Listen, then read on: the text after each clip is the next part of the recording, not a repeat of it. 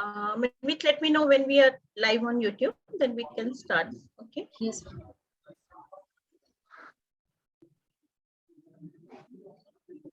Yes, please start. Okay. A very good evening to all present, my dear students, Dr. Ashutosh Goel, my dear colleagues, and very good morning to Ashu sitting in US right now. Dear students, today is the fourth lecture for KMV International Series, and the host and the guest speaker today is Dr. Ashutosh Goel, who is going to talk on turning nuclear waste to glass. But it is not a journey of only nuclear waste to glass. It is a story of a guy from Rajpura to New York directly. So as an senior, as a colleague, as a sister, or you can say anything like we have been associated for many years together. So I have seen his visits, his journey, his struggle, his hard work, passion, the work done, the nights he has spent, a really true inspirational life story, as well as his remarkable achievements into the field of glasses being so young. So he's actually a role model for all of you, dear girls. That's why he's here, sparing his valuable time for all of you. So before taking much time, let me introduce him formally to all of you. Dr. Goel has done his BSc honors as well as the MSc honors from Guru Nanak Dev University, Amritsar, where we have met initially. Then he did PhD from Rogers. He did PhD from Portugal. So just as his CV is right in front of you, presently he's an associate professor of material science and engineering at State University of New Jersey. His research is focused on glass ceramics for fundamental functional applications, including nuclear waste immobilization, human biomedicine, etc. Before joining this Rogers University as a faculty member, Dr. Goel has worked as a senior scientist at Pacific Northwest National Laboratory, USA. Dear students, maybe you don't know about it, but getting a job at the National Lab of USA, one need to have many very good, excellent credentials that he definitely possess. Because I definitely know that how tough it is to crack, to enter into this kind of job where the all work, the security work and all that is done for the USA. Then Sterlite Technologies India, Aurangabad in India. He hails from Rajpura. And I'm sure that his parents who are present today in the Zoom meeting, they're feeling very proud that a guy from Rajpura, Punjab, did PhD from University of Faro, Portugal. And Dr. Goel is an author of more than 85 research articles published in various international journals. He is listed as an inventor of US patents, patent application, and many other laurels are attached to his CV. So I won't take much time because these slides will be shared with all of you ultimately at the end of the series. And I invite Dr. Goel to address all of you. But before that, I will just invite his mother and father, maybe they're present on Zoom, I could have seen them, that how they feel about their son. Just one or two remarks so that we can really say that Papa kehte hain bada naam karega. And he has already proven it. He has. So my request to our technical host, Manmeet, to stop sharing the screen and take his parents on the spotlight with Dr. Ashutosh Goel. I can see. And so maybe he has to help us out to tell My mother's name is Aruna Goel, father's name is Shri Adarsh Goel, and my Masiji is also there with the name Payal. Payal, yes. Yeah, and students, I must say that someone who is always acknowledge the presence of his Masiji. I can still remember the smile with which she was sitting in the auditorium of Kanya Maha Vidyalaya when she came to KMV long back for the Inspire Camp. Welcome virtually to KMV. You're mute, ma'am. We cannot hear you, so you have to mute karo. You're on mute. Can we have? Thank you, Achu. Can we have her parents on the screen, Manmeet? Aruna Goel. Yeah, Aruna Goel. They have stopped their video. Okay, they need to start the video to be added into the spotlight. Mummy, video on karo. Papa, video on karna. So just a very proud moment for all of you, like a proud moment for the students also, because students can feel inspired. They can see how a guy from Rajpura, they're really excited. Today in the afternoon I got a call, ma'am, we are looking forward for this lecture. So So, Hanji. Namaskar, sir. Many congratulations for the remarkable achievements of your son. आपको बहुत सारी मुबारक क्योंकि आज आपके बेटे ने वाकई आपका नाम रोशन किया है. और उसके मासी जी, I think we can invite her for her comments and then we can move on to Dr. Ashutosh for his talk. File वो आई वो इनवाइट कर रहे हैं बट मासी जी आपकी आवाज आ रही है, आप बोलो, आप बोल सकते हैं. Thank you Ashu love you best of luck Thank you, Master. Thanks to dear students, now you can feel motivated. You can see the smile. And I think the same smile, the same feelings you want your parents to have. You can see the glow on Ashu's face because he's Ashu for me. Sorry if I'm supposed to say Dr. Goyal, I can say, but till today, like he's the same guy who was in BSc MSc honors, and I used to call him Ashu. You can see the proud on his parents' face. So, my dear student, this is what we often talk about KMB, that you can achieve any heights. So without wasting further time, let's see what Dr. Ashutosh Goyal has to share with us. Over to you, Ashu. Thank you. Thank you. Thank you, Dr. Wu. Thank you.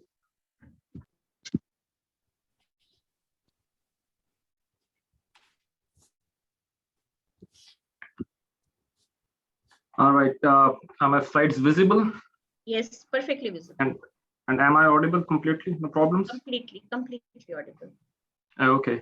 Michael, here's an apology for you to start with. I may switch back and forth in English and my native language, Hindi or Punjabi in between, just for the convenience of the students here. But I'm pretty sure, looking at my slides, you will get an idea what I'm talking about.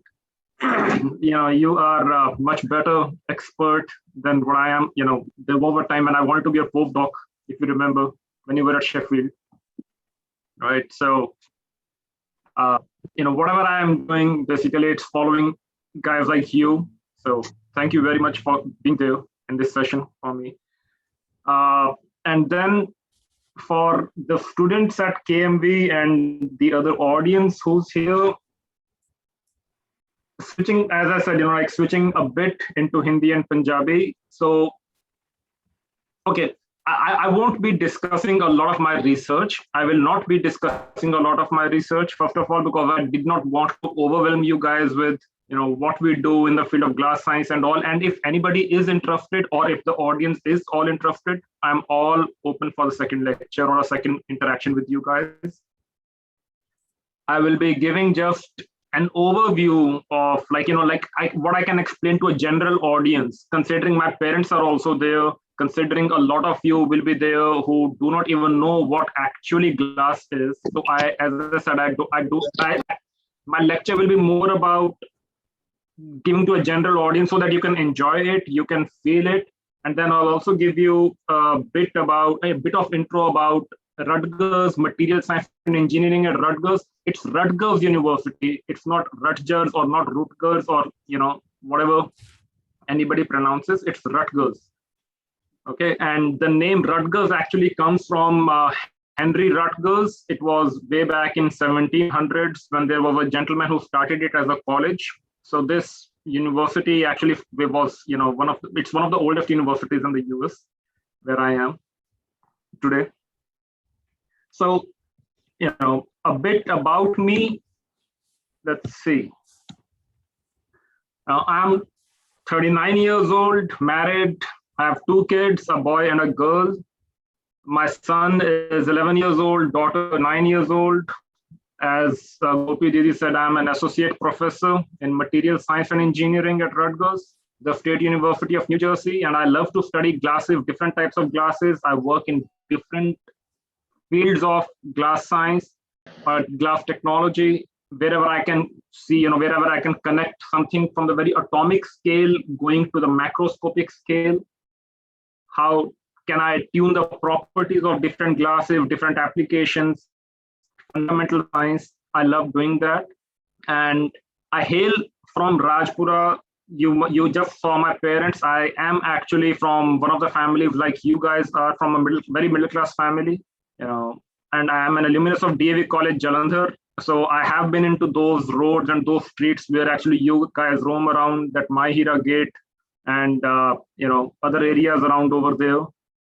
I know every place over there. In fact, my 11th and 12th grade I got from DAV. I did from DAV College Jalandhar, and then for my 5 years I spent at GNDU campus, where I had the privilege of meeting your Dr. Gopi Sharma, Manmohan Singh, and a lot of your other professors too, which are from GNDU. I know a lot of them, Dr. Sonik Bhatia, for example. All right, and here's a picture of my family picture. Basically, it's me, my wife, and my two kids at Niagara Falls in New York before all this COVID business started in August 2019. So, we just got a picture clicked over there, and I thought I'll just share it with you before I move ahead. And if you guys have any questions, anything, up to you. I don't know, Gopi, how do you prefer it? Do you want them to actually put all the questions at the end? What they do, they drop the questions in chat box. Then it is up to you. Okay. Either you pick it up during the talk, or you can pick it up at the end. Normally they drop questions in the chat box. Okay, all right. So before I start with the nuclear waste and nuclear energy and all whatnot, I'll just give you a glimpse of what material science and engineering at Rutgers University in my department, and what I'm going to show you is all my departmental video, how it looks like. Okay. You'll see subtitles below the video, and I should say that's courtesy to one of my PhD students, Yingcheng Zhang. He's a Chinese, so you may find a bit of spelling mistakes somewhere here or there, but then pardon that. But all credit goes to him for putting subtitles over there. Can you hear the video along with the? No, there's no sound. You have to share the computer sound. Just pause it and share the computer sound. How do I do that? There will be a black screen at the bottom where you are sharing the screen. Then there are 3 dots. Click on that. Then options will come. Share sound. Okay, screen arrow option subtitle settings. No, not this one. No. The place where at the bottom of Zoom there will be a black. It's okay. Otherwise we can go. No. You have to again share it. Play the video. Okay. And then at the bottom, where the option comes now, then there are 3 dots. There you have to click, and it will say share sound. Otherwise, we can see it without sound. Also. No. It won't. Give the feeling. Okay. Not only the feeling. There are a lot of people speaking in there. Okay. Then you share it and just scroll at the bottom. Screen के बिल्कुल end पे जा. नहीं हमें नहीं दिखाई देगा, वो सिर्फ तुम्हें दिखेगा. उस पे आइकन्स आएंगे तुम्हारे नीचे ना, उसके साथ नहीं आ रहे हैं यहाँ पे लेफ्ट राइट पेन. हाँ, Manmeet unmute. Manmeet unmute. Ma'am ऊपर होता option, I think option is there. नहीं बॉटम पे आता. हमारे इसमें ऊपर आती है गोपी. अच्छा. More. Okay, got it. More. Record on computer, record on cloud. Share sound is there, sir. Share sound. Share sound. Yeah. Now play. Let's see.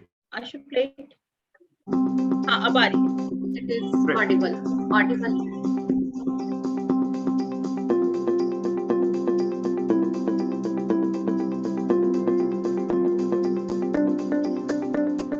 The Rutgers MSc Department, Materials Science and Engineering. We're one of the oldest departments, one of the oldest centers of research and education, dating back to 1902, when we initially were founded as a school of ceramics. But in the last 10 to 15 years, we've grown into a large department of materials science and engineering, researching all important areas of modern materials.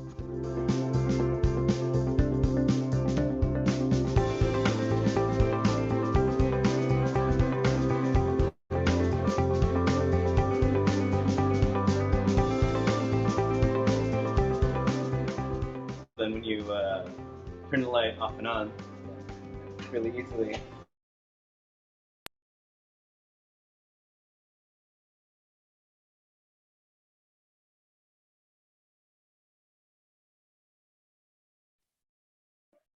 Am I there? Hello. Hello. हाँ, ये disconnect हो गई share screen. You have to connect again. Yeah, something happened. I don't know if I got disconnected or something. No, we all are present. You're on live, but it got disconnected somehow from your side. Okay.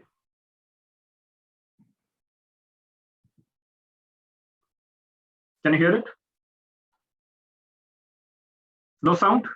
No, No Ashu, sound, no sir. sound. No, sir. Do the same things on. Same again. Put the sound.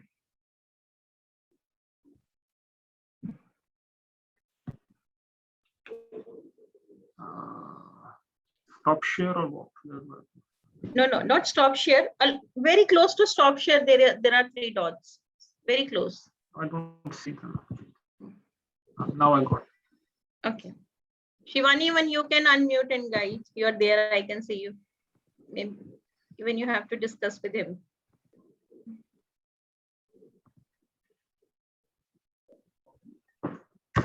I'm not that expert in computer things, Yeah, ma'am. it's there. It's there, sound is there. We're one of the oldest departments, one of the oldest centers of research and education, dating back to 1902, when we initially were founded as a school of ceramics. But in the last 10 to 15 years, we've grown into a large department of material science and engineering, researching all important areas of modern materials.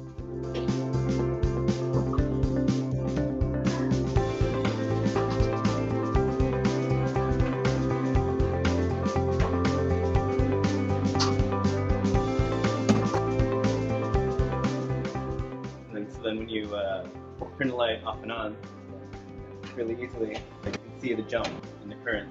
A major research focus in the Material Science and Engineering Department at Rutgers University is low-dimensional materials, and in particular 2D materials. So these two-dimensional materials have exotic condensed matter effects and phenomena that can be exploited for novel electronic optical devices.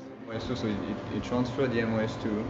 As we know, silicon electronics will come to an end in not so distant future.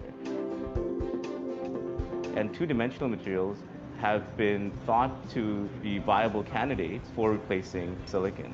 In addition to catalytic properties, we're also investigating the electrochemical storage properties of two-dimensional materials.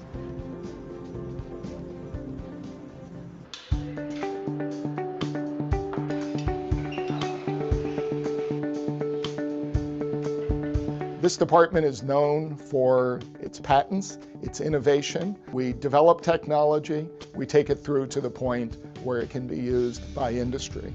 Here at Rutgers Material Science and Engineering, we're developing a wide range of fabrication methods for large-scale and large-volume synthesis of plasmonic nanostructures with very controlled size and shape.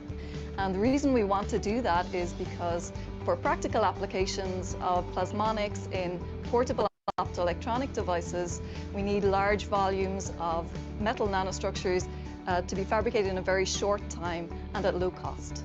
We also have some excellent characterization facilities such as ultra-high resolution transmission electron microscopy, and so that we can actually image surface plasmons propagating on a single nanoparticle. And so this is demonstrating a 1 angstrom spot here for this material. Material Science and Engineering at Rutgers is about to celebrate its 120th year. We started originally as a ceramics department and we expanded into all materials. Some of the things that we're best known for are connections with the glass industry and the development of fiber optic engineering. We have many students now who have worked in the area of the Gorilla Glass that's on the iPhone. The newest members of our department represent the extensions of material science into newer fields, for example, nanotechnology, and especially in areas involving nanoparticles and plasmonics. Many of these topics have fit nicely with traditional topics. We've had a number of collaborations. We've incorporated nanoparticles into subject I research, which is sol gel processing. With plasmonic materials, we can make antennas, we can make filters, we can make solar cells or optoelectronic devices, or we can make sensors for biology and diagnostics. And the Fabris lab works on integrating plasmonic nanoparticles to address health challenges and energy challenges, not only as they concern the developed countries, but also, and importantly, the developing world. My group has been working for many, many years looking at implementing these materials for the detection of diseases, to look at cancer, to look at how we can diagnose it, how we can stratify patients in specific categories for therapy. But what is important also are the new applications, such as recently our work on viruses. When a person is infected with a virus, at the beginning there is a small viral load, but still we need to detect them. And so our particles allow us to amplify the response that the virus gives us. And we hope that we'll be able to implement it, to integrate the techniques that are currently used, because our approach would be much lower cost, much lower complexity. And when we hope that that could be a reality soon. One of the projects is to take advantage of these nanoparticles. They're weird shape nanoparticles called nanostars. It has very spiky structures, and we use these nanoparticles to enhance the Raman scattering of a particular fluorophore, sort of a Raman reporter. And we use this DNA nanostar conjugated structure to detect specific RNAs that is relevant for identifying a specific virus. It's called influenza A virus. This technology can be applied to SARS-CoV-2, the COVID-19, or a lot of different viruses. And the same thing that we can apply this technology for cancer cell detection. My group has been working with Dr. Fabris' group towards the development of antiviral glasses. The aim is to design glass compositions which can actually degrade slowly and kill viruses. My approach has been to understand the molecular structure of glasses. How can we tailor the atomic structure of glass, leading to how the glass will actually behave in the human body.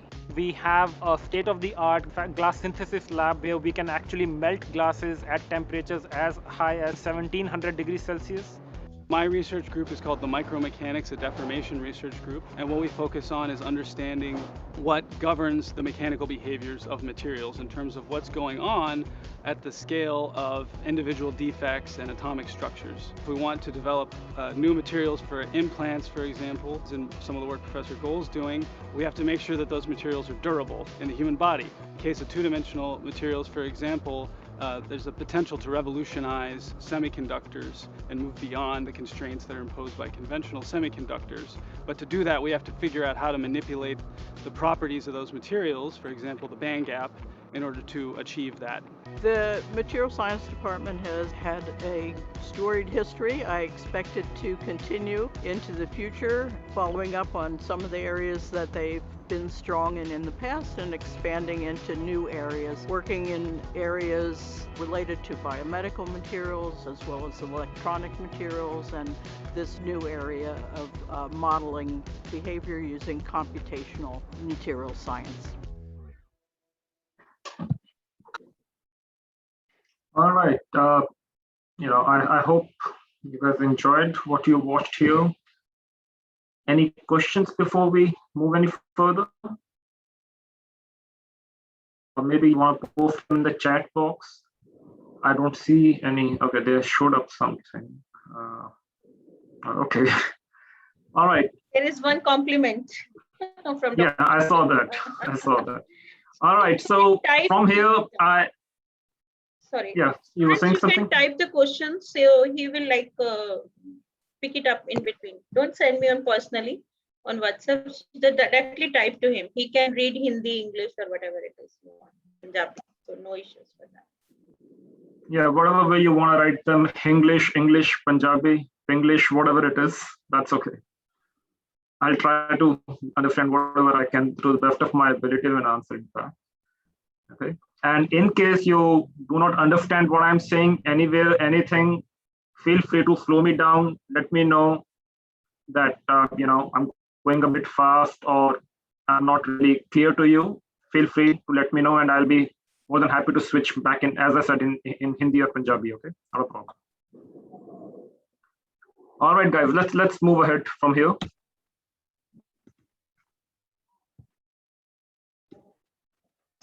Okay, So let's talk a bit about what we do. At Rutgers, a lot of my research is in the field of nuclear waste immobilization. You must have heard this term from Dr. Gopi Sharma, maybe, or maybe you may have read some articles around, or Dr. Ojovan must have been here in the previous lecture. What I understand, I saw that he gave probably a talk, something related to IAEA and its role in maintaining, nuclear peace around the world or something like that. So you must have got a bit of context about, what's going on around. And let's talk about, as I said, it'll be more of a fun talk, more of just an informational talk. Don't be worried or don't be scared about if I'm going to show you big graphs or anything. No, I'm not going to do that. Okay. All right. Look around you. Let's talk about a bit nuclear energy. Look around you, or when I say look around you, just think about it. Where do you see nuclear energy being used? अगर आप अपने चारों तरफ देखें तो आपको nuclear energy कहाँ दिखती है यूज होते हुए? Right. Can I request others to please go on mute? So if you look around it, let's start with the first thing, that's electricity, right?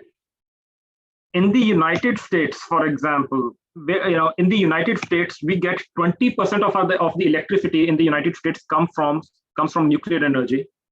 In India, it's almost like 2% of the country's electricity supply comes from nuclear energy, and this number is expected to grow in the future. So, we have been reading in the books since childhood, school time mein padhte the, nuclear energy will produce electricity, right? So that's one thing where nuclear energy is used to produce electricity around the world. Then nuclear weapons, both India and the United States are nuclear powers, right? The United States has 3,800 nuclear weapons as of 2019. India has an estimate of around 160 nuclear weapons. And they have weapon grade plutonium up to make another 40 or 50 weapons. So, but in nutshell, both India and the US are nuclear powers, and not only India and the US, a lot of other countries, including our neighboring countries around like China, Pakistan, a lot of other countries around the world are actually nuclear powers. Russia, for example, right? So where does these nuclear weapons come from? These nuclear weapons also come from nuclear reactors, right? Like we use nuclear reactors, we make nuclear fission reactions over there. And then you must have read, remember uranium-235 nuclear fission in the school time, we used to read about chain reactions, all that, right? Also lead to the generation of nuclear weapons. And then third avenue or third thing that is about nuclear medicine. God forbid, but if anyone has ever seen over there anybody going through some sort of radiation dosing, like in sort of cancer, tumor, at a lot of places nuclear medicine is actually used. In the United States, more than 15 million procedures are performed every year using nuclear medicine. And I'll just give you an example, a very simple example over here, that sometimes doctors actually have to release or inject a radioisotope, a nuclear radioisotope into a patient's body just to track ki wo jata kahan hai. So that behind that isotope, they can also inject the medicine for the targeted delivery at that particular point in the human body, right? So like there's a disease called hepatocarcinoma, like liver cancer. Liver cancer में उसका एक treatment है कि you release an isotope, a nuclear or radioisotope called technetium-99 meta. Technetium-99 meta, technetium एक element है periodic table में जो radioactive है. So technetium-99 is an isotope, and when you say technetium-99 meta, that is a metastable isotope of technetium, जिसकी half life सिर्फ 19 to 20 hours है. Okay, so now what doctors do is they inject this isotope into your body through your veins in such a way that in particular, I think some hepatic artery or hepatic vein, I don't know. Maybe, my Masiji can tell you better about that. She must be knowing better more about this, but that isotope is actually injected targeting at कि सीधा liver पे जाएगा आपके. It will directly go into the liver, and then behind that, from the same artery or same vein, the medicine is injected. That's called targeted delivery. Now the thing over here, if technetium-99 meta has a half-life of 90 to 20 hours, it will degrade, it will decompose with time very, very fast, right? Its half-lives will go on decaying, and it will decay and decay and decay very fast.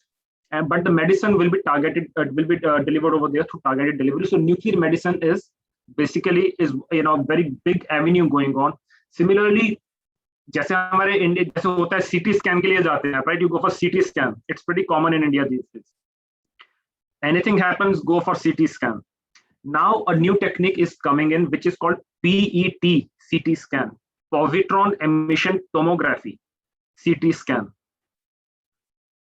So in this also, you are now actually exposed to some sort of nuclear radiation. So it's a nuclear medicine again.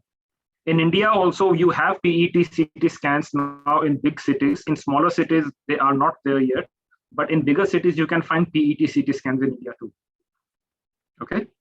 So that's another avenue where nuclear energy or nuclear materials are used. So we talked about where nuclear materials are used. We talked about electricity. We talked about weapons. We talked about medicine, right? And in one way or the other, electricity is for our own use, medicine is for our own use, and weapons are meant to maintain peace around the world, right? So we produce all of this, but then what is the price that humans pay for producing nuclear energy, nuclear weapons, and medicine, nuclear medicine? हम ये सब बनाते तो हैं, right? आपने nuclear energy भी produce की, electricity produce की. United States produces almost 20% of this energy, electricity through nuclear energy. Nuclear weapons बन गए. India is a nuclear power. Nobody can, look at us with a bad eye, with an evil eye. Nuclear medicines are being produced for our own good, to treat humans. But at the end, what is the price we are paying for using all these nuclear materials? Because all these nuclear materials, think about uranium-235 or anything like that, they have very, very long half-lives. They don't decay so quickly, right? So sometimes when we are talking about half-lives, we are talking about half-lives in the range of millions of years. So what do we do? What's the price that we are paying? We are actually generating a lot of nuclear waste. Okay. What is nuclear waste? So everything in our world is actually made up of atoms, which are super, super small. We all know that, right? And we also understand the concept of nuclear fission, wherein neutron comes in, it strikes. I'm just giving an example over here of uranium-235. A neutron comes in, it strikes uranium-235, and then uranium-235 gets unstable and it splits, right? And when it splits, it produces 3 more neutrons, and then those 3 more neutrons will go ahead and strike to all other uranium-235 atoms, and chain reaction will start, and an enormous amount of energy will be produced, right? That's the concept of nuclear fission, correct? So all this nuclear fission takes place in nuclear reactors. But to have this nuclear fission done, you'd also need uranium-235, or you need plutonium-239, or whatever radioactive materials you need, right? And then when all this is done, when you have extracted all the juice out of uranium-235, what do we do now? It has not evaporated anywhere, it has not gone anywhere, it is still there. It's just that the elements have changed, right? During the fission process, uranium-235 converts to barium or to krypton or something else, right? But all that radioactivity is still there. Maybe a bit less than earlier, but it is still there. What do we do with that? This is all, whatever is left over after the nuclear fission, once you are done with all the nuclear fission in the nuclear reactor, once you are done with producing the nuclear weapon, or once you are done with making the nuclear medicine, or you are producing the electricity, whatever is left over is nuclear waste. Now, what do we do with this nuclear waste? Right? Is this nuclear waste dangerous? Think about it. When you throw away a piece of paper, it takes about a month for that paper to break down and decay. A piece of paper takes around 1 month to break down and decay, what we call biodegradable, right? When you eat an apple and you throw away its core, it takes around 6 months for that core of an apple to decay. A plastic cup, any plastic cup you throw around, you drink something in it, and you throw around over there, it takes 500 years for that plastic cup to decay. That's why we all say, ban plastic. Plastic is not good because it will stay there almost forever. 500 years. Now think about nuclear waste. It takes thousands or even millions of years to decompose, to decay. Above that, it is radioactive, right? And a lot of it is in the form of liquid or semi-liquid sludge. You understand sludge? Like जैसे होता है ना, like what do you call, like कीचड़ गारा, right? That's what you call sludge. Like imagine पानी के साथ मिट्टी मिली हुई है, उस तरह का कुछ semi-solid thing, right? Semi-solid, semi-liquid thing. That's the kind of nuclear waste you want, and you do not want this waste to leak out of the tanks. It's stored in tanks. You do not want it to leak out. It's radioactive. It's highly chemical. It's all chemicals. It's highly radioactive. If it seeps out, if it leaks out, you will be in trouble, right? They emit high energy radiation. They can kill cells. The energy produced by radioactive materials can kill cells, cause cancer, and a lot of other damage to the living beings. Remember Fukushima incident? Dr. Ojovan is here. Maybe he is the best guy to talk about it. But I'll just give you a small idea about that. When Fukushima incident happened in Japan, tsunami आया था, right? A few years back, Fukushima, Japan में हुआ था, disaster हुआ था. At that time, a lot of radioactive waste actually got leaked into Pacific Ocean, especially iodine. Iodine-129 is a radioactive isotope with a half-life of millions of years. United States government was worried that from Japan, it may not come to California through Pacific Ocean. So a team of scientists was actually sent to California to make sure to detect if any radioactive iodine has traveled all the way from Japan to the US, or any radiation due to that or anything. It didn't happen. Iodine has the property to dilute itself in water. It's highly water soluble. But imagine the impact of this on flora and fauna in the ocean, animals and plants living in the ocean, right? So anything of that sort, like recently I was watching the news recently, somewhere near to, I think Mumbai or somewhere, a ship containing 70,000 or 78,000 liters of diesel in it, or petrol in it, actually bumped into a rock and leaked all the oil into that ocean. And now coast guards over there are trying to remove that. Imagine that happening with radioactive waste. It will be a much bigger spill, much bigger mess than, anything of that sort happening with diesel or petrol or anything, right? Why? Because it's water soluble. A lot of it is water soluble. You won't be even able to get it back. At least diesel or petrol में आप उसको sir से collect तो कर सकते हो, साफ तो कर सकते हो. इसमें तो वो भी possibility नहीं रहेगी आपके पास, right? So that's why it's dangerous. Now I'll give you a glimpse of what do we work on in the US. So this is the map of United States. And here's a state, Washington. Here, I'm not talking about Washington, DC.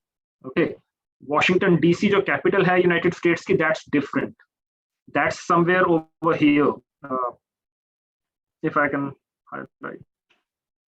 Well, it's somewhere on the right side of this map, not on the left side. Left side, पे जो मैंने Washington State को highlight किया है, that's a state in itself. Near to it's Seattle. Seattle का नाम सुना होगा आप सबने? और कुछ नहीं तो वैंकूवर को तो सारे जानते हैं, राइट? पंजाब में everybody knows about Vancouver. ठीक, so I'm talking about 1 hour from Vancouver. Like Seattle is at the border of Canada and US, and I'm talking about towards Vancouver.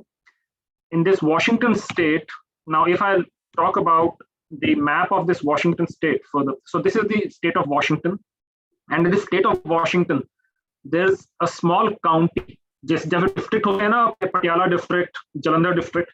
In the same way, in the US, we talk in the name of counties. There's a small county called Benton County. In Benton County, there's this Hanford site. Okay, and this Hanford site is home to 56 million gallons of radioactive waste. When I say 56 million gallons, in the Indian terms, 21 crore liter, 21 crore liters of radioactive waste is stored in underground steel tanks, 177 underground steel tanks. Imagine how big of these tanks will be. I have given a picture over here when these tanks were under construction in 1970s. This site है क्या? जो Hanford site है. This is the site where remember that Hiroshima and Nagasaki incident, right? Dropping of nuclear bombs during World War II. So the plutonium for Fat Man bomb, which was dropped on Nagasaki, out of these 2 bombs, one was a uranium bomb, one was a plutonium bomb. The plutonium for the Nagasaki bomb was actually extracted at Hanford site in Washington. Okay. And not only that, plutonium for the world's first nuclear explosion, which was a trial, a test run. It's the actual video. What I'm showing you over here is the actual video of the world's first nuclear explosion that was done in the United States, codenamed Trinity, in New Mexico in July 1945. The plutonium for both these bombs was extracted at Hanford site in Washington. Okay, and not only that, even after that, until 1980s, US and USSR at that time were in Cold War, and a lot of other stuff was going on. So in the United States, they kept on producing a lot of nuclear weapons, and for those nuclear weapons to be produced, they needed a lot of plutonium. So Hanford site को use किया गया to extract all the plutonium in the nuclear reactors. Nuclear reactors were built at Hanford site in Washington state, where all the plutonium was extracted. Radioactive plutonium, enriched plutonium was extracted and used to make nuclear weapons. That's where, and that's how whatever was left over went into the waste. So at that time, everything was okay. Yeah, you know, United States is becoming a nuclear power. But nobody actually cared about we are generating millions of gallons or crores of liters of nuclear waste, radioactive waste. What do we do with it later on? Right? So why did US produce so much waste? Zarurat kya thi? It all started in 1930s when, you know, we were out of World War I, and at that time, you must have heard all of students or physics students in India must have heard the name of Fermi, right?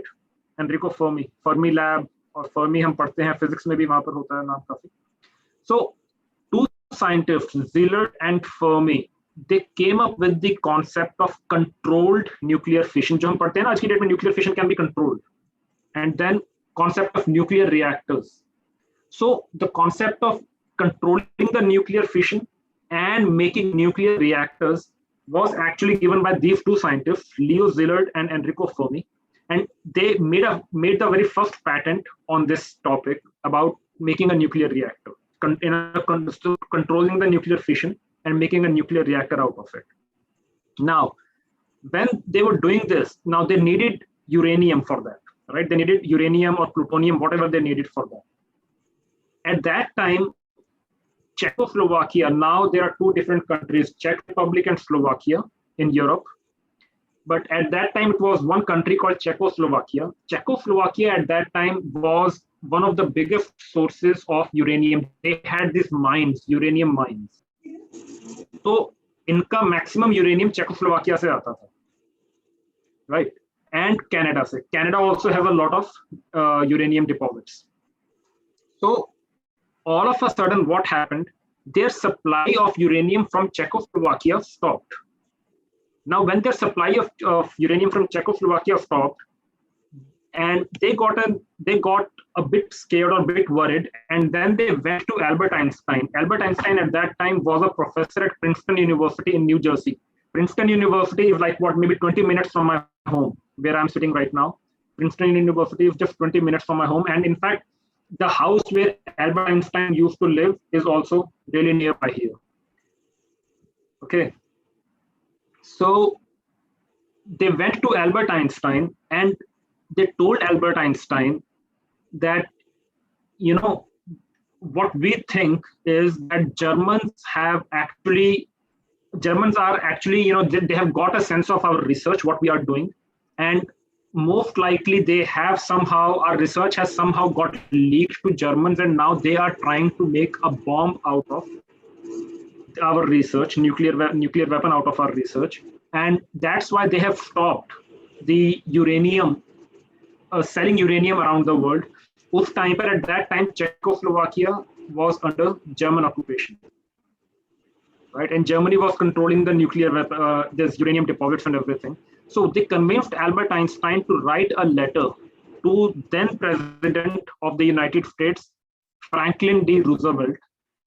Actually, what happened is they wrote the letter and Albert Einstein just signed it, in which they wrote to the President of the United States at that time, telling him everything that, we have come up with this reaction, this can lead to this can make United States a nuclear power. But looks like that Germany has got a sense of our research, or they are trying to copy our research, and we are worried in case if Germany succeeds to make a nuclear bomb out of our research, United States can be in big trouble. So we need to work on it right away, right now, and give us permission, give us money to start building nuclear reactors around the United States. And that's how the famous Manhattan Project started, where a lot of nuclear reactors were actually made at Hanford site in Washington state. And then nuclear weapon production all started. And guess what? Germany did try to make the nuclear bomb, but they never succeeded in it at that time, right? But United States did, and they even dropped a bomb on Hiroshima and Nagasaki. And after that, even Albert Einstein said, he regretted after that and said that had I known that Germans will not succeed in producing an atomic bomb, I would have never lifted a finger to sign that letter. Because until his death, he was said कि आपकी वजह से nuclear bomb बनाए गए, आपकी वजह से Japan में इतना disaster हुआ. If you won't have signed that letter, if you won't have written that letter to President Franklin D. Roosevelt, maybe United States इस path पर ना चलता, nuclear bombs बनाने के लिए ना आगे बढ़ता. And Albert Einstein was like, I just signed that letter, and trust me, if I had known that they won't succeed, Germans won't succeed in making the bomb, I won't have ever lifted even a finger to sign that letter. But okay, that's history, right? We can't help it now. So what do we have now is all the nuclear waste. And how much? 21 crore liters. Now, can we leave this nuclear waste underground in the tanks forever? And I'll tell my kids, son, one day all this waste will be yours. That's a gift from me to you or to the next generation. No, we can't do that. We need to take care of it. We cannot pass this nuclear waste from generation to generation.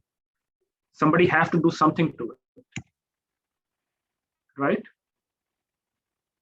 So what do we do now? अब क्या करें इसका?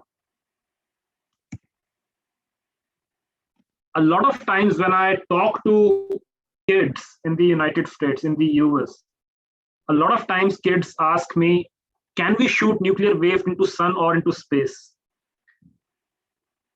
अब बहुत बार होता है, मैं lecture देने जाता हूँ अपने बच्चों के स्कूल में, यहाँ पर मुझे बुलाया जाता है, तो छोटे छोटे बच्चे होते हैं और उनकी एक क्यूरियोसिटी होती है, can we shoot nuclear waste into sun or space? Because then, it's gone and we don't care about it.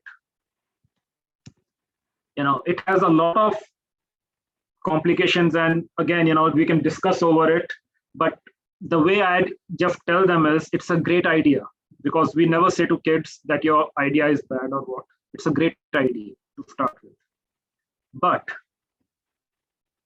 even 0.1% failure in the rocket launch will have all these 21 crore liters of waste spilled all over the earth. Do you want that? And then they are like, no, we understand. Okay, we don't. Right? So now what do we do?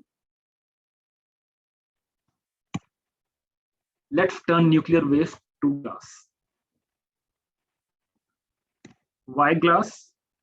And when I say let's turn nuclear waste to glass, that doesn't mean that you take a bottle of glass and you pour nuclear waste in it and then seal it. Coca-Cola, right? No, I'm not asking you to fill your glass bottle with Coca-Cola like nuclear waste and then seal it from the top. No. Make glass out of nuclear waste. Convert nuclear waste into glass. Okay. And why glass? Glass has a very flexible structure and can accommodate a lot of elements in its body. Okay. You just keep on putting in whatever you want to, and glass can actually accommodate a lot of it. Not everything, not all of it, but a lot of it. And again, as I said earlier in the very beginning, I'll not go into a lot of detailed technical details. If you guys are really interested, I'll be more than happy to come back for another interaction, another talk with you guys where I can be more technical. Today, I'll just stay on the surface, just scratch the surface and see how much you get out of it. And then we can talk more about it someday else, okay? So, glass का जो structure है, it's really flexible. इसमें आप कुछ भी डालते रहो, it can accommodate, and that's the beauty of glass. And then another thing, glass is very durable. Like imagine your windows. आप एक बार घर में windows लगवाते हैं, you get your windows once in your house and they go on for years and years and years. You go to Europe or you go to any even older palaces in India, the glass windows over there are centuries old and they are still intact. They're still there. Of course, they have haved and they have corroded due to other reasons. And we can again, that can be a topic of another discussion. But glass is still there. It is very, very durable. That's why glass is used. Okay, to immobilize or to. That's why nuclear waste is actually turned into glass. India is already doing that. In the US also, we are already doing that. Dr. Ojovan is there. He can maybe tell more about it. But I think even Russia is already doing that. They are converting their nuclear waste into glass. Okay. In the United States, a part of it has started, but we have not yet started at Hanford site, which is the biggest site probably in the world of the nuclear waste. We have not started converting that waste into glass yet. So how do we make glass? We learned it from Mother Nature. How? Have you ever seen volcanoes? If not in actual life, at least on TV, right? You know how volcano erupts and how lava comes out and all that, right? Have you ever thought about how Mother Nature produces glasses? Do you even know that Mother Nature produces glass? Do you know about natural glasses? Anybody? Do you know about natural glasses? Anyone?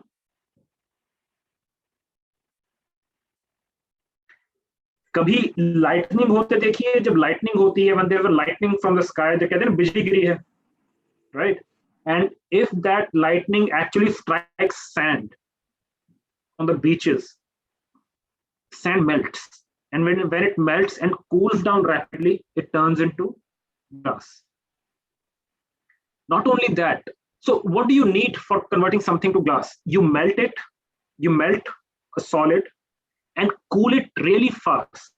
If you cool the melt really fast so that the atoms in the melt do not get enough time to arrange themselves in three-dimensional periodic structure called crystal, right?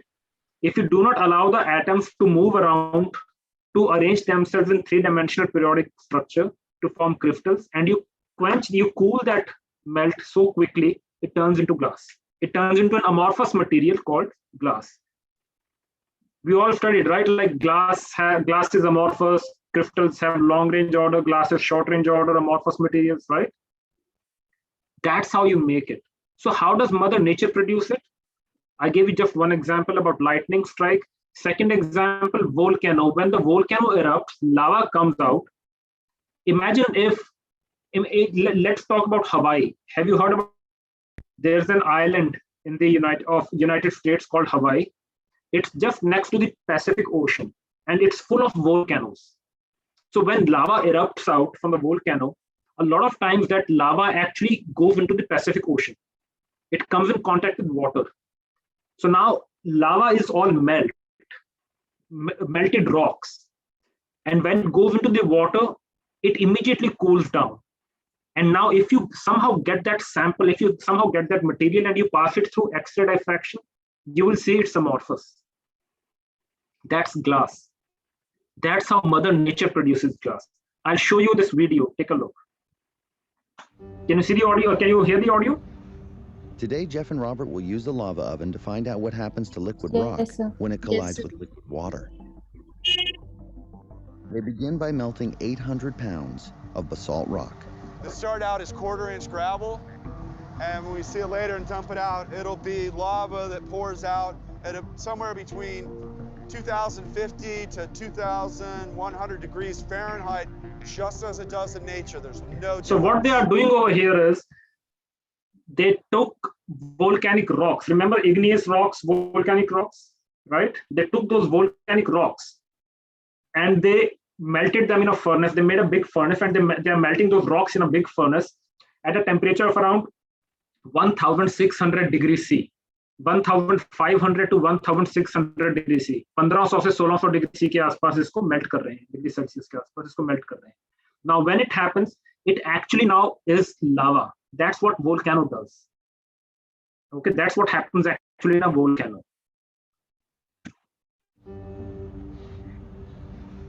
Today, Jeff and Robert will use the lava oven that collides with liquid water.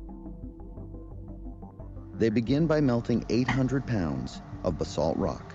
This start out as quarter-inch gravel, and when we see it later and dump it out, it'll be lava that pours out at somewhere between 2050 to 2100 degrees Fahrenheit, just as it does in nature. There's no difference. When I'm working, when I have the leathers on, I'm up there working with the lava. It is an amazing feeling.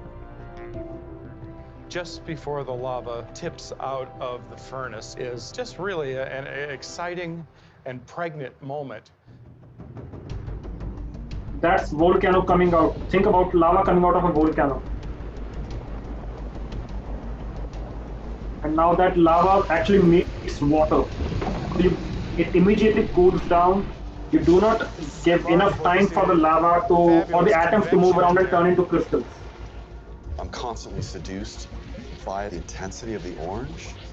And even as it's cooling, the thing still moves. It breathes, it inflates, it finds some limit, it deflates as it breaks out. It'll do this over and over and over. But today, they see something unusual. Almost every flow that we do, I can tell you 90% of what's going to happen. Today, I was caught off guard. Our experiment today illustrates how rapidly heat can be transferred from lava and for that water to then be transformed to steam. And of course, as steam is produced, the water molecules spread out at a space that takes up 1,000 more times space than in water. As it does so, energy is released. The pressure released during drilling could cause water running deep underground to rapidly boil and expand. Not even rock can contain the explosive expansion of water flash boiled by magma. The escaping gas would rip to the surface in a man-made phreatomagmatic eruption.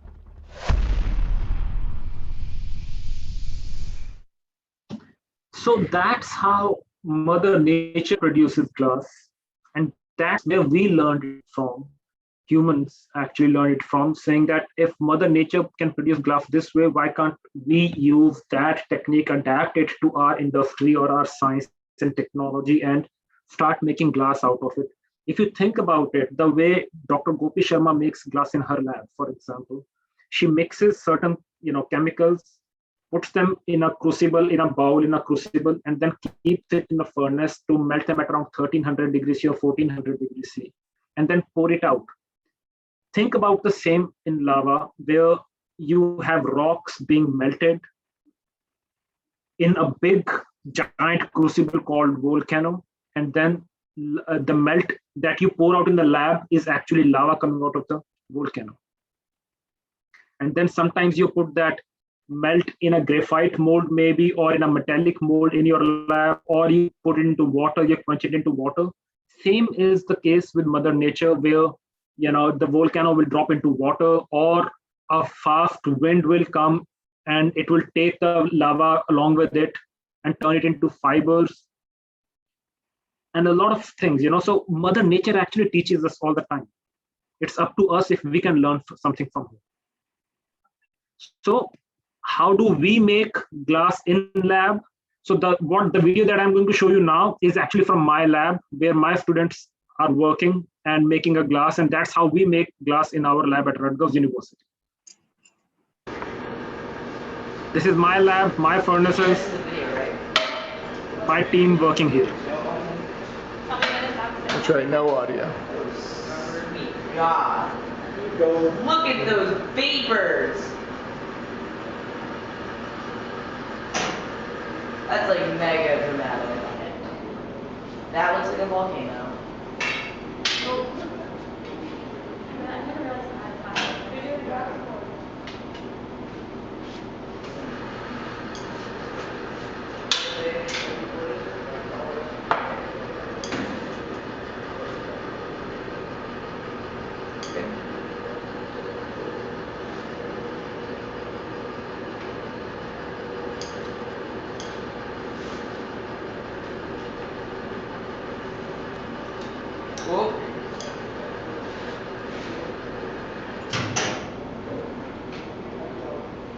Let me know what about that.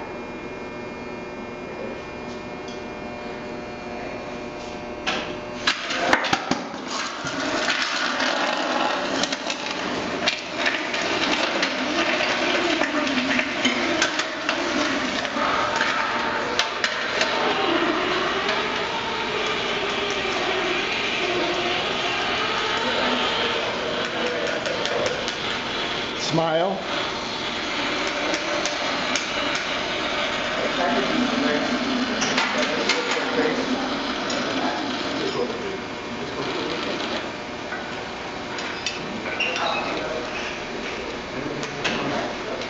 Ready?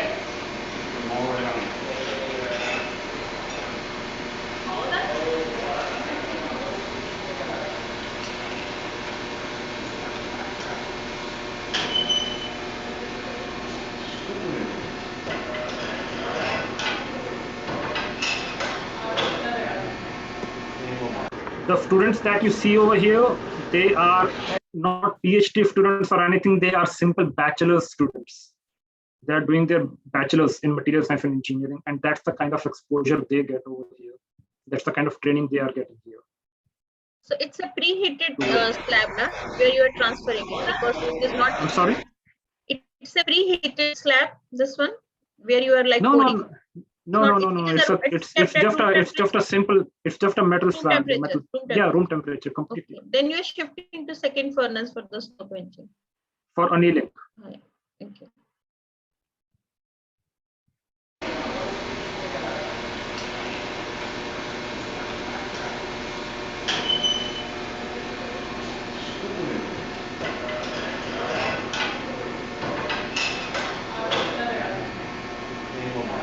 This girl in the blue shirt that you see here in the video, the girl in the blue shirt, now she is working up at Corning, making Gorilla Glass for your Samsung Galaxy and iPhones. Okay, so she works for Corning now in the manufacturing plant, making Gorilla Glass for your iPhones and Samsung Galaxy phones.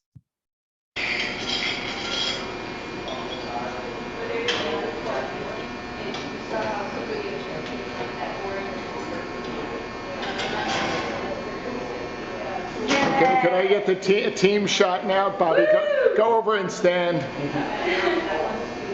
Keep standing. Okay, zooming in. Good job, team. With that, guys, so, now the US Department of Energy is actually building up a waste treatment plant at Hanford site in Washington, where all this waste is stored right now. So the US Department of Energy is making a waste treatment plant, which is 67 acres in area. It is bigger than 50 soccer fields combined. Football का जितना ground होता है, एक soccer field होता है, जितना international soccer field. Imagine 50 soccer fields combined is the area of the waste treatment plant being built by the US government, where all this waste will be actually converted to glass with a cost of more than $17 billion. And the plant is actually expected to start by next year. With that, is it easy to make glass out of this nuclear waste? No, it's not. Is it worth? Yes, absolutely it is. We do not want to leave it for the next generation to come in, right? A lot of scientists and engineers in the US and around the world are actually working very hard to solve the problems so that we can convert this waste to glass and make a world cleaner and better place to live. With that, I'll take your questions. Thank you very much.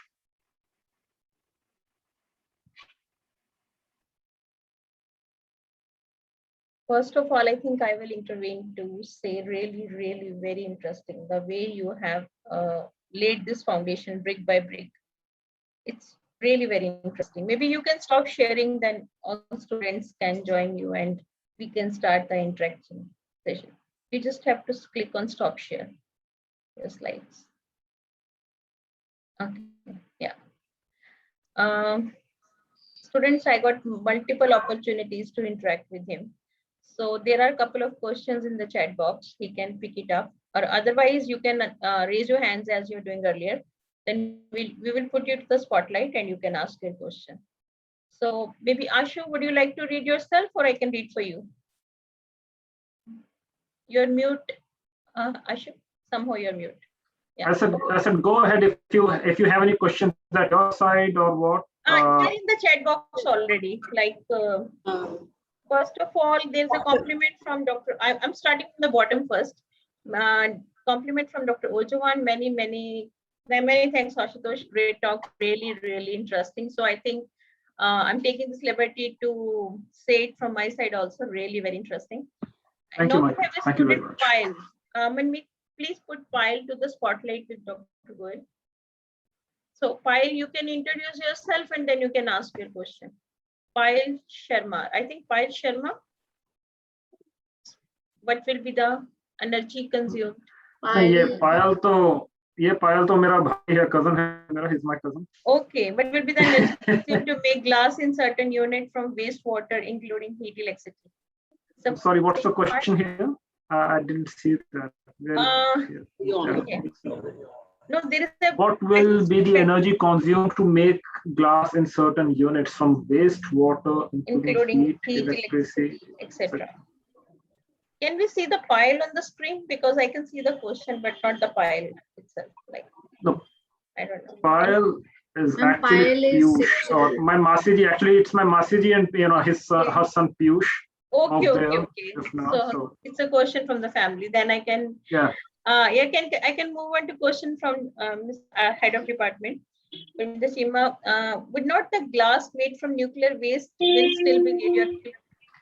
Yes, it will be radioactive, and that's why, see, I didn't say that the glass that will be made will not be radioactive. It will be radioactive, and that's why once the glass has been made, it will be put in a lot of barriers, right? Like it'll already be in a steel canister. That steel canister will have a lot of barriers around it, like concrete or coal, bitumen, and all that. And then all this material or this barrier enclave glass will actually be stored in a geological repository underground somewhere, जहां पर कोई नहीं रहता हो, जहां पर दूर दूर तक कोई आबादी नहीं है, कोई पॉपुलेशन नहीं है, वहां पर जाके इसको दफना दिया जाएगा ग्लास को, बहुत अंडरग्राउंड जाके 100 फीट 200 फीट नीचे जाकर। उसके लिए भी अलग से रिसर्च चलती है, उसके लिए अलग से रिसर्च होती है कि कौन सी साइट, कैसी साइट हो जहां पर इसको दबाया जाए ग्लास को जाकर, ताकि वहां पर अगले 100 200 300 या 400 साल तक किसी पॉपुलेशन को कोई इंपैक्ट ना पड़े। तो yes, it will be radio active, but उसके लिए इस तरह से प्रिकॉशन लिया जाता है। Can we have Shivani on the screen, because Shivani is the next one. Shivani, you can unmute yourself and ask the question, please. One part of my question is still there. Then how much energy we are using to convert it into glass, and what will be the main advantage then? If still we have to bury it under somewhere and we have to keep it safely, then what will be the main advantage? The main advantage of converting nuclear waste to glass is that nuclear waste is actually as I said earlier, it's in liquid or semi-solid form. So it is highly corrosive. It is highly corrosive. So the nuclear waste we have in the United States, so think about it. The way nuclear waste was made in the United States was that जो आपका जो nuclear fission के बाद जो fuel rod निकलता है, that fuel rod has a jacket around it. This is fuel rod. Can you see me on the video? Am I visible on the video or no? Yes, sir. Yes, sir. Yes, Okay. sir. So if this is your fuel rod, if this is plutonium rod, right? जिसको spent nuclear fuel कहा जाता है, उसके around एक jacket होता है which is made out of alumina, Al2O3. Recording.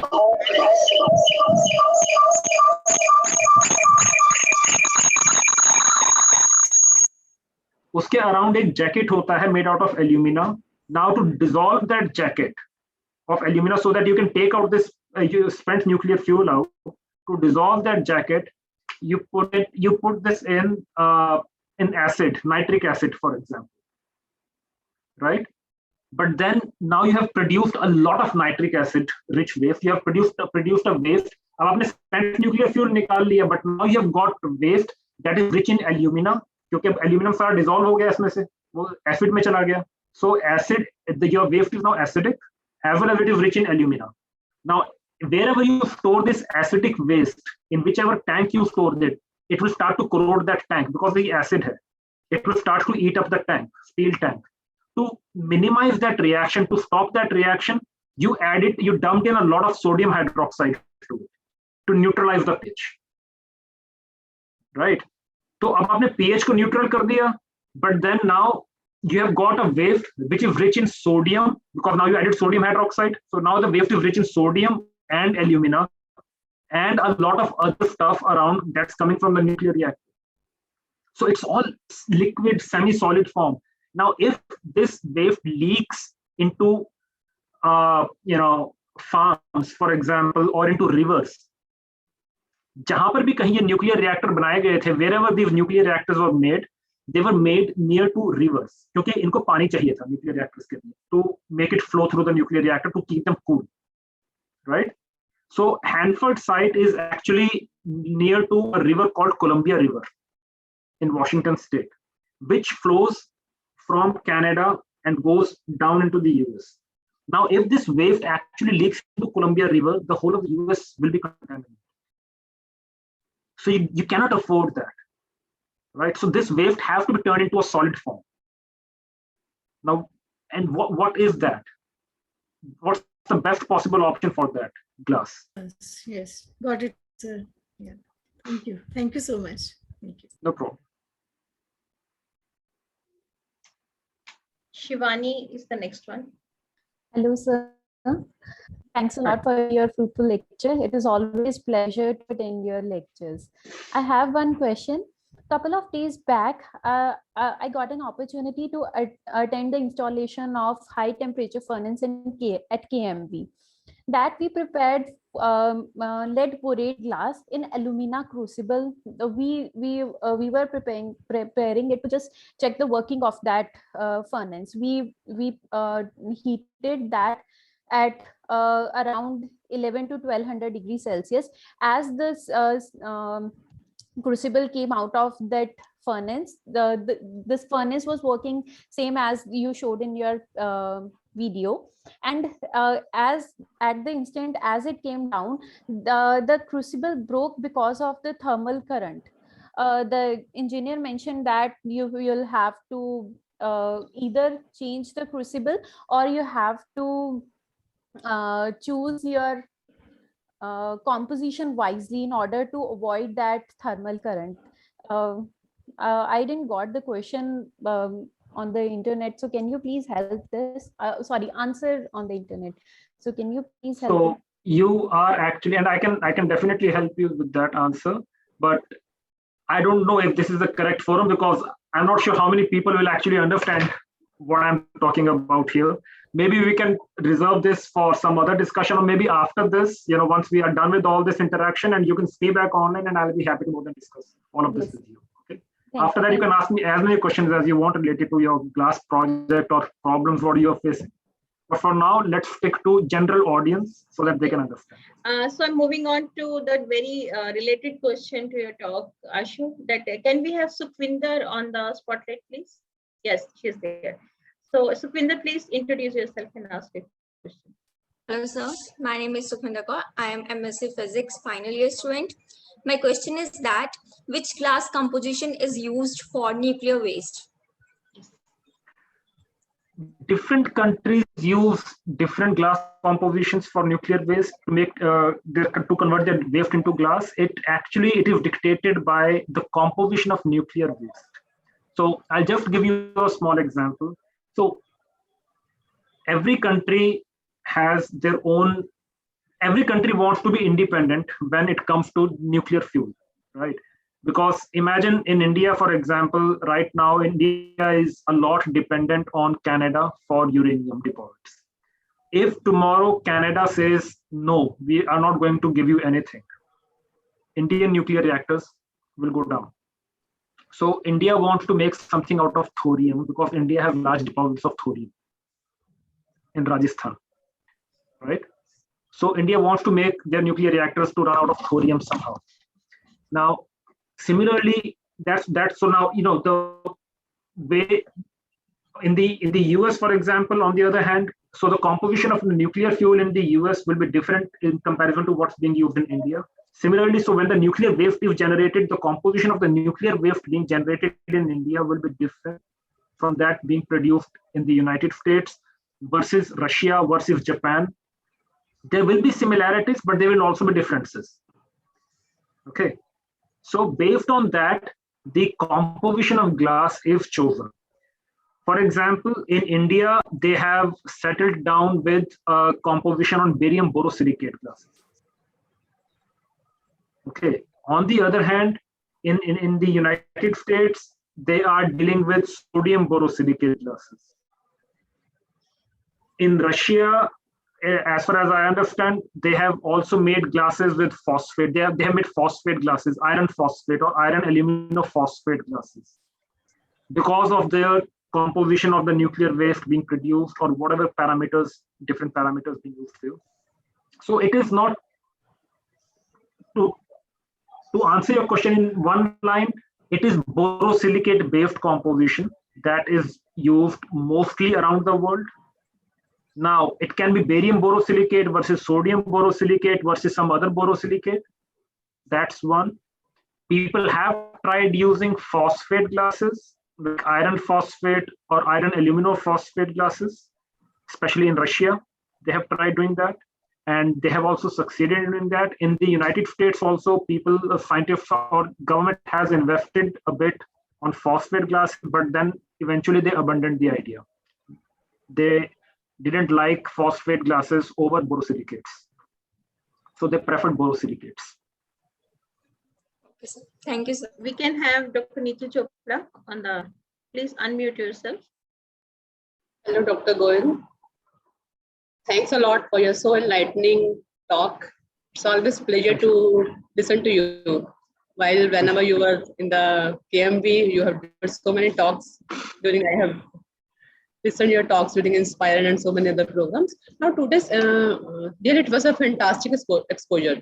Whenever you have given the first introduction video, in that video, there was a word of nanostars. How this nanostars will be different from the nanoceramics? Nanostars are actually gold nanoparticles. So it's a metal to start with. Okay, and then more than that, I really can't comment on it because that's not my field of research. That is kind of a research done by Dr. Laura Fabris. And if you are really interested, I can actually bring you in touch with her and maybe you can ask her more about it. But what I can tell you, what I know from her research, and she is a collaborator of mine, we don't work together on nanostars, but we work a bit on antiviral products, for example. Or we have recently submitted a research project to US National Science Foundation, a collaborative project on making glasses for cardiac tissue engineering, for heart failure, like prevention of heart failures and all that, cardiac arrest. So what I know is that she works on, when she says nanostars, they are like gold nanoparticles which have these spikes coming out which give it an appearance of a star. And they use it to detect viruses or to attach them to viruses and then telling the virus to kill itself. So somehow, and again, as I said, I am not a biologist or a virologist. She is a virologist actually. And what I know is that, yes, that's the kind of stuff they do, that they will inject some gold nanoparticles, nanostars, and they'll make this to attach to the virus in such a way that they will tell the virus to slowly kill itself. So that's something they do. Now, exactly what it is, I'm sorry, but I really don't know much. Okay, thank you. Basically, we are working on nanoceramics. That's why it comes to my mind. No, it's not nanoceramics. It's not nanoceramics. It will be under some other controlled crystallization that we have to make a nanostar. Yeah. No, it's as I said, it's a gold nanoparticle, so it's a metal, right? It's a nanoparticle metal, nanometal, let's say. Thank you for your question. Exactly. My other question is the glass that is we are making from the nuclear waste. Is it safe from the radioactive radiations? Because it includes the radioactive waste material. It is radioactive. It is still radioactive, as I also had answered to Dr. Parminder Chima's question there, that the glass is still radioactive. You cannot really use it for something. It's not that if you have converted radioactive waste to glass, you cannot make windows out of it to put it in your houses, right? So this glass have to be buried somewhere underground, or at some secluded place where nobody will be there, like wahan jahan koi aata jata nahi. Right. And that too in the steel containers, right? Steel canisters में होता है. Steel canisters के around उनके proper lead की shielding रहती है, उसके around concrete रहता है, उसके अराउंड और पता नहीं क्या कुछ करके, and then they bury it like 100 feet underground or 200 feet underground somewhere. I think even then the leach tests are done, right? Yeah. Chemical durability of glasses, it's a big thing. I work quite a lot on chemical durability of glasses. So because ultimately human life is of great concern. That cannot be ignored. Yeah. Still, it is a big challenge. Yeah, it's a big challenge. And that's why millions of dollars of research is being funded around the world on this topic. We have very two more interesting questions because students are lined up, and it's a dinner time also in India. I must remind everyone. So we can Harmeet from BSc Physics. Harmeet, please. From BSc first year Physics. Hello, sir. Sir, I am Harmeet, being bachelor. Sir, my question is, can't we recycle nuclear waste? Recycle, you mean like to extract something out of it, whatever we can use, and then discard the rest, right? That's what you mean by recycle? Or make completely something out. So yes, you can do that. You can extract whatever you can from it and then discard the rest. India does that. United States doesn't. Okay, so it has different names. One is closed-end fuel cycle. One is open-ended fuel cycle. So India follows what you are talking about. US doesn't. Now, why they don't or why India does, it's a lot of, let's say, engineers input, scientists input, economical thing. Like what costs more? Is it really practical to do that or not? If you go to Bhabha Atomic Research Center, for example, they make cesium, radioactive cesium pens or pencils out of, that's what they call, out of this nuclear waste, spent nuclear waste, which is used of nuclear medicine in radiation therapy, radiotherapy mein use hote hain. Right? But in the US, they don't. So yes, you can do that, to answer your question in brief. Yes. Okay. But still you will have a lot of radioactive waste to be immobilized. You cannot make it 100%. You can just extract whatever you can out of it, but then the rest have to go to your waste. Ashu, you must be tired, but because I'm getting many questions like on the chat box. That's okay.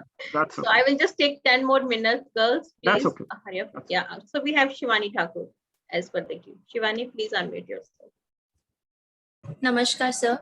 My name is Shivani Thakur and I'm the student of MS Physics at KMB. So my question is, sir, why nuclear energy if it's that risky? Why nuclear energy if it's that risky? Yes, sir.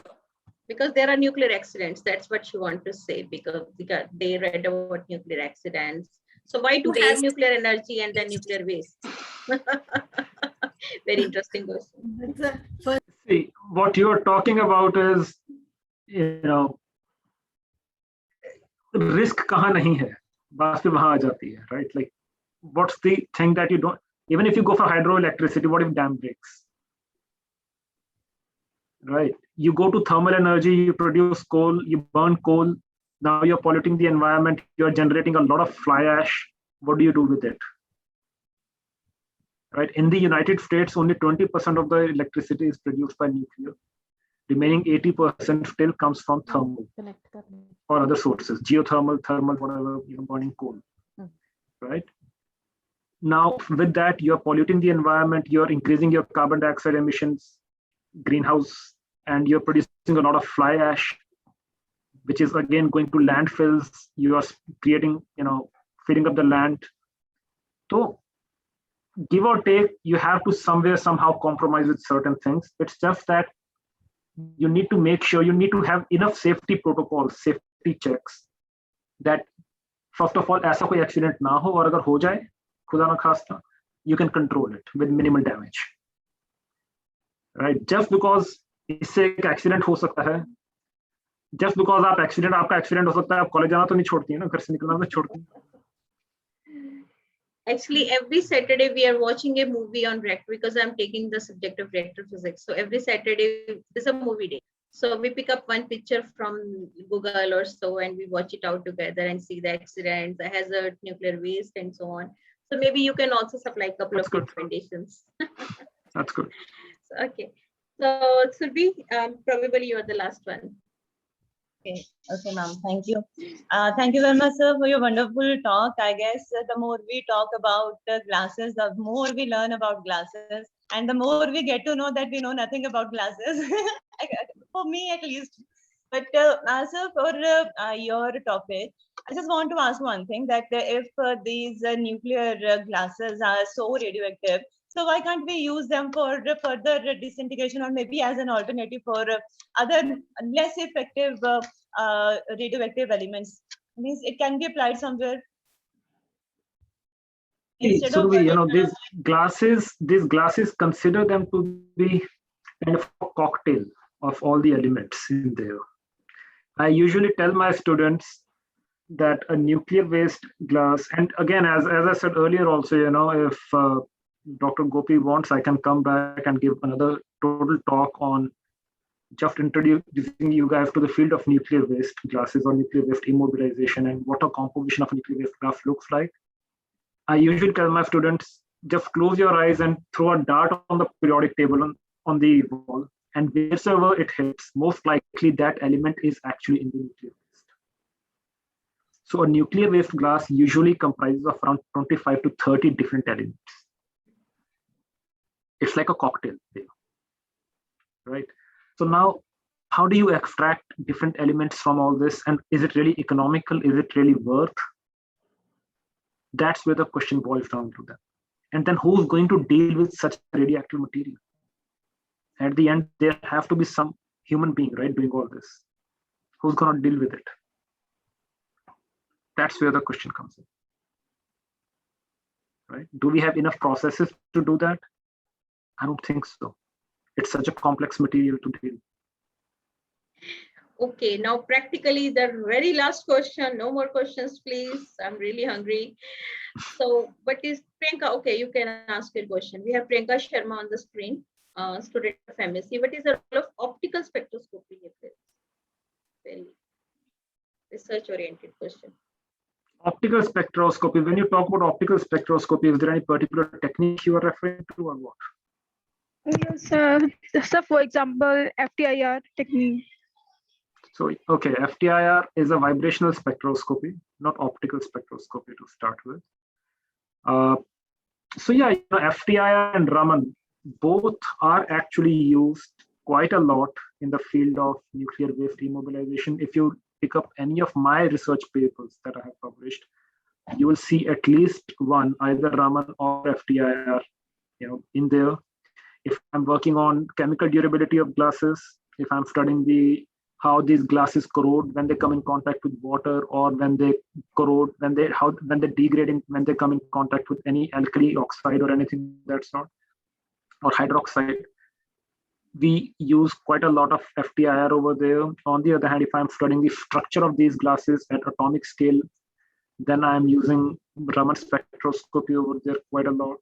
So yes, you do. And not only that, you also use Raman spectroscopy, and not only, even nuclear magnetic resonance spectroscopy, NMR spectroscopy, if you know about that. That's also used quite a lot to understand the structure of these radioactive materials. Because if you understand the atomic structure of these materials, only then you can further tailor the structure to obtain the properties you are looking for. Right? Okay, so yes, so spectroscopy plays quite a big role. So and UV spectroscopy. UV visible spectroscopy. See, again, all these techniques are used to understand the structure of a material. From UV visible spectroscopy, I'm assuming you are going into that mode of calculating the band gap and what some tail that you calculate out of it, or what, I don't remember the name of that exactly now. So you are not actually, we don't actually want that kind of information. Why do we need an optical band gap of a nuclear waste gas? We don't, right? Yes. But if you can find something related to its, or unless you can relate that band gap with something related to the structure of material, or it can help you understand the structure of that material better, the kind of information which you're not getting out from Raman or from infrared, but UV vis can help you in that. Yes, of course, if you can complement your data with that and then tell something about the structure of these materials, yes. Okay, we need to, I think, stop here. Dr. Goyal has already shared his email ID on the last screen. I think students have taken note of that. If not, then it's my request to Ashu, you drop your email ID in the chat box. So right. that even I can also give later on, no issues. But you can note down it, and of course, then you can separately discuss with him. He's very punctual to reply to all the mails. So winding this session further, I request my head of department, Mrs. Parminder Kaur Chima, to propose a vote of thanks. Thank you. On behalf of Kanya Maha Vidyalaya and Department of Physics, I would like to express my heartfelt gratitude to Dr. Ashutosh Goyal, who is Associate Professor in Department of Material Science and Engineering, the State University of New Jersey, for his wonderful and fascinating talk on turning nuclear waste into glasses. Thank you for showing us your wonderful university and department facilities. He explained the problem of disposal of nuclear waste in a very meticulous and interesting way. It was very exciting to know about storage of nuclear waste in USA. We also learned the most fascinating thing about turning nuclear waste into glass and its advantages, and how the technique was learned from Mother Nature. We're also thankful to our worthy ma'am principal for inspiring us for this type of events. I'm also thankful to Dr. Gopi Sharma for exploiting her contacts and bringing us opportunities to listen and interact with such renowned personalities from all over the world. Thank you, Dr. Ashutosh Goyal, for your wonderful talk. Thank you so much. We did not get bored even for a single second. We really enjoyed your talk. We would love to have you with us again in future. Thank you everyone for participating. Maybe it is too Thank you early very to much. say that, but very good interaction of Ashu gave me an idea. Okay, if my head of department and principal memo law, then maybe later in the session or the next session we can have one day of glass symposium and Yes, very relevant talks. we would really Yeah, love to do really, it's such a fascinating word that fascinating. we can have a exclusively glass symposium. I can see a broad smile on Shivani's face. The research scholars, they're ready. These are our glass scientists. Yeah. Would be. Hope that shortly this pandemic will be over. Well, our BSc honors students. I'm so happy to of see course, them. really. And Yeah. honors physics, Ashutosh has done BSc honors physics. So maybe they're trying to see their future. This is our first batch of honor school. जिस तरह प्लेठी दे बच्चे हुंदे ना ना सब तो ज़्यादा प्यार हुंदा. So we love that. Sure. Would be wedding Shivani, if you want to stay back for a minute, maybe I can answer the question. Yeah, okay. So we can For stop anybody the, else who wants to stay back, anybody else? Otherwise, we can stop the recording and stop the YouTube live, and so that our host can leave maybe. Manmeet, you can make me host and then you can leave. Yes, maybe you want to go for the dinner. It's already 9:11. She's our technical host. I don't know. 9/11. It's such a scary. 9:11. On my laptop, it says it's 9:11 p.m. You can stop recording also, Manmeet. It's still recording.